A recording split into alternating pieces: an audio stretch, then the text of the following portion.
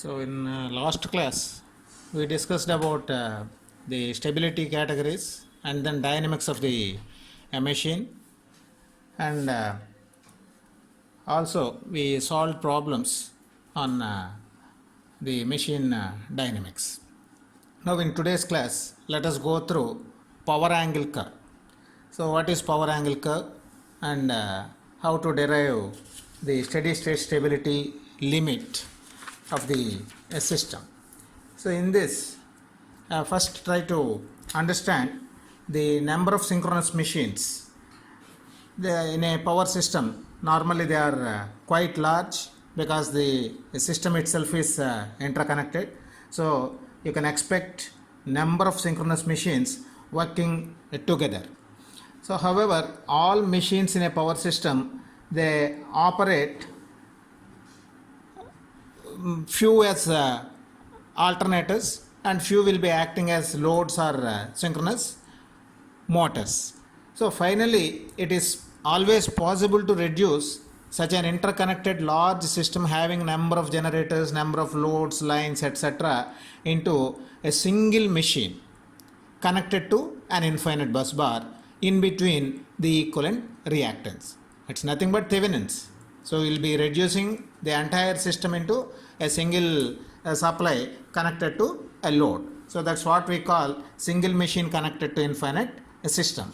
So also some people say that the alternators can be added up together. Likewise, the loads or machines which are acting as motors, they can be added up together, so that you will be getting generators and then the loads in between the equivalent reactance or transmission lines, etc. Again, that can be reduced further into a single machine or single source with the reactance or impedance connected and then the infinite bus bar. That's what we ultimately say, single machine connected to an infinite bus bar system. So the machine, that is single machine connected to an infinite bus bar with a constant voltage, constant frequency, a system, and this simplifies the analysis to a greater extent. So that's what we will be considering. Even though the system is large, we will be finally considering as a single machine connected to infinite bus bar. And please understand here the source voltage, that is the voltage which is constant and which operates at fixed frequency, constant frequency. These are the things which are to be kept in mind. Now please observe here, I will be drawing such an equivalent. So this is the equivalent source connected to the reactance, and then this is the infinite bus bar. So after complete reduction, this let us say E at an angle delta and this is V angle 0. Okay. Then this is the reactance of the machine, let us say direct axis reactance XD, and I is the current which flows through the circuit. So let us say that this is figure A. It shows the synchronous machine having direct axis reactance XD, that is the synchronous reactance, and then connected to an infinite bus bar. That infinite bus bar is having voltage V angle 0. So this is infinite bus bar. Okay. Now please observe here E, which is the equivalent voltage, it can be written as E magnitude with angle delta. So E angle delta. It is normally treated as the voltage behind direct axis reactance. Voltage behind direct axis reactance of the generator. Similarly, V, it can be written as its magnitude angle 0. This is nothing but the terminal voltage of the infinite bus bar. So which is taken as reference. So V angle 0. It is nothing but the terminal voltage of the generator, we can say terminal voltage of the generator or voltage of the infinite bus bar, which is with an angle 0. And ultimately delta, it is called the power angle. So delta is the power angle. The complex power output of the generator now.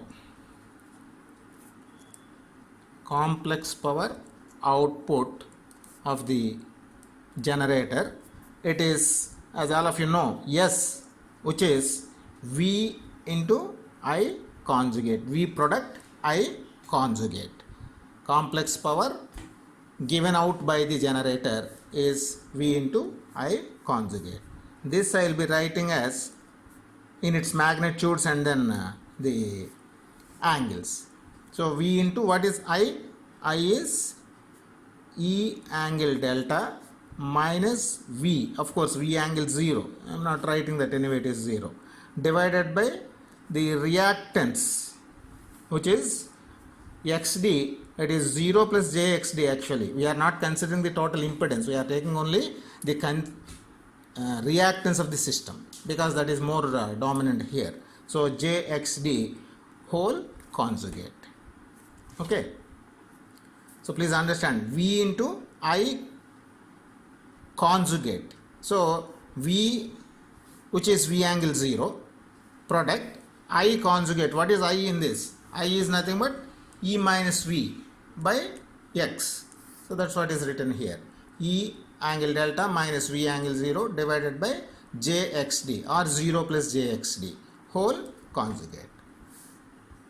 And this becomes,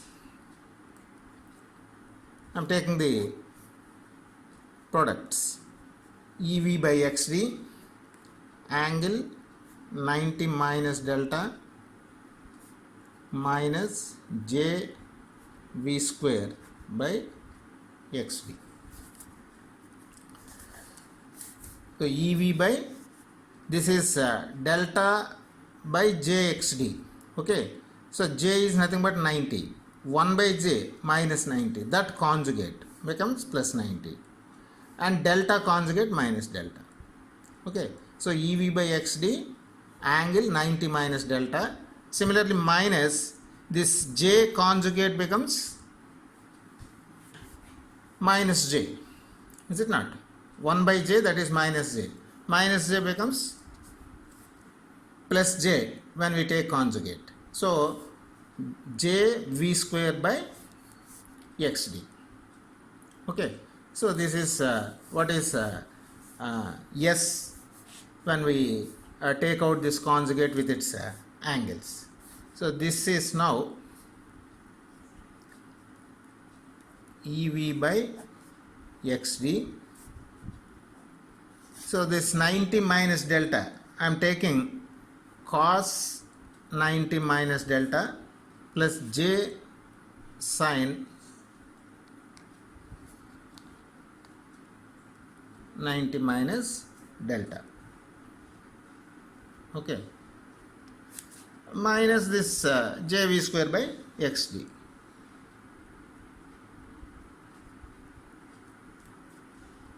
Okay, so this angle 90 minus delta, I am writing it as cos 90 minus delta plus J sin 90 minus delta. So any angle theta, it is cos theta plus J sin theta. Same thing is written here, so that we will be able to separate out the real and imaginary or real and reactive terms. Okay, so this is now EV by XD sin delta plus EV by XD cos delta minus V square by XD. So I just separated the real term and then the J terms or reactive terms. So EV by XD sin delta plus J of EV by XD cos delta minus V square by XD. So this is the imaginary term and this is the real term, real and reactive terms.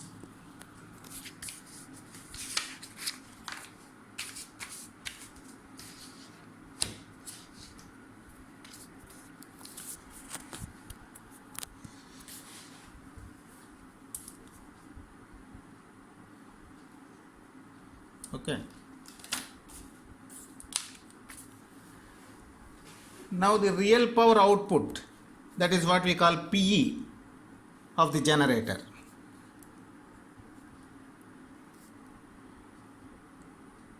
Real power output, PE of the generator is PE equal to real of S, that is real term in this expression. Okay, so that is equal to EV by XD sine delta. This is nothing but PM sine delta. I am just rewriting that as some P max sine delta. What is PM now? PM is EV by XD. So this real power output finally PE, which is PM sine delta, is it not? And what is PM? PM is EV by XD. So this output depends on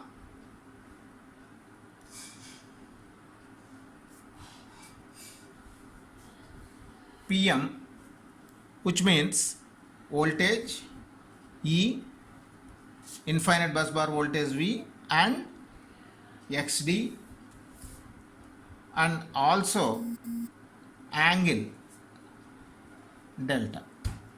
So finally this PE depends on generator voltage, which is behind the transient reactance, and infinite bus bar voltage, reactance which interlinks these two, and also angle delta. What is this angle? Angle is power angle, that is delta. Then reactive power.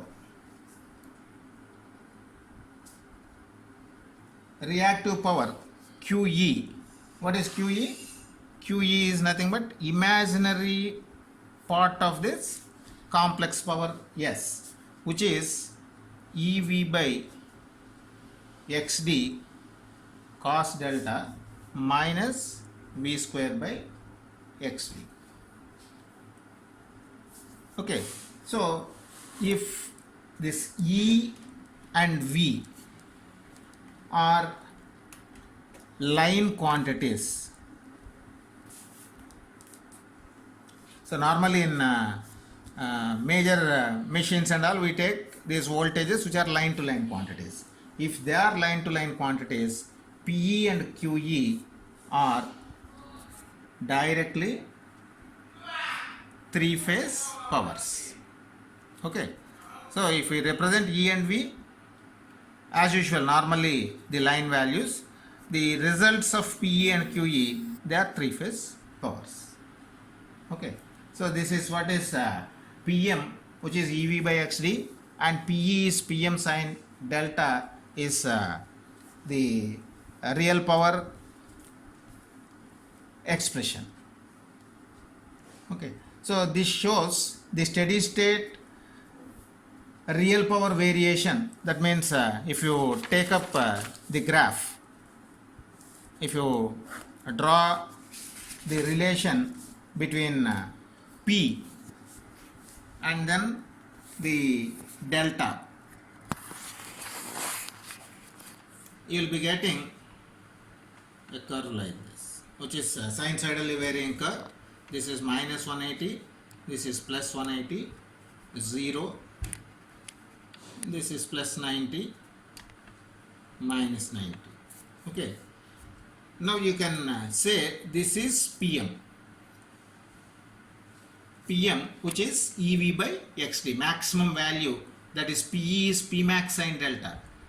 That PM is this. Okay, maximum value, which is when sine delta is 90 degrees. Okay, So that's why we consider this as generator side, and this becomes motor. The variation, if you draw the steady state power variation, this shows steady state power variation with respect to power angle. That means P versus this delta, the curve which represents P versus delta. So this has two regions, one is the generator region, the other is motor region. That means the condition of positive values of delta, positive values of delta means E leading V represents the generator action, whereas the condition negative values of delta, which means E lags V, that refers to motoring action. So we are having two regions. One is the first quadrant, that is the generator action, where E is always leading V, that means positive values of delta. The other one, fourth quadrant, that belongs to motor. Why? Because the angle that is negative values of angle, which refers to E lags V. So one is the motoring, the other is the generator action respectively.